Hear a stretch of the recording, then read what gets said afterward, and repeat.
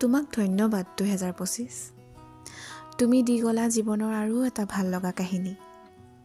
365খন পৃষ্ঠাৰ প্ৰতিটো পৃষ্ঠাৰে আবিৰ ভিন্ন। তুমি দি যোৱা উপহাৰৰ টোপোলাটো আজিহে খুলি চাইছোঁ। আকুলতাৰ ৰঙাখিনি মোৰ ওঠতে বিৰিঙিছে। হালধীয়াখিনি গাতে মেৰিয়াই লৈছোঁ। সেউজীয়া সাহসখিনি বুকুতে বান্ধি লৈছোঁ। বাকী ৰৈ যোৱাখিনি মোৰ ফুলনিৰ ফুলতে পাবা। কি পালোঁ কি হেৰুৱালোঁ হিচাপ কেতিয়াও নকৰোঁ দিয়া। যি দিছা বহুত দিছা।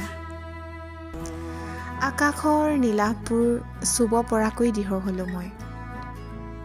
সাগৰৰ দৰে গভীৰ হ'ল মোৰ অনুভৱবোৰ। প্ৰকৃতিৰ কৰ্মপটুতাক অনুকৰণ কৰিবলৈ শিকিলোঁ। নদীৰ দৰে অপ্ৰতিৰোধ্য হ'বলৈ শিকিছোঁ। কেতিয়াবা যদি বাট হেৰুৱাইছোঁ, আকৌ বাটৰ শেষতে ধৈৰ্যৰে বাট চাই নতুন বাট সৃষ্টিও কৰিছোঁ। জীৱন নামৰ গীতটিয়েই মোৰ বাবে শ্ৰেষ্ঠ গীত। এই গীতৰ গীতিকাৰ হৈছে সময়। 2026 তোমাৰ বাবে অপেক্ষাৰত। হাতত লৈ আছোঁ 2025 দি যোৱা এপাহি গোলাপ।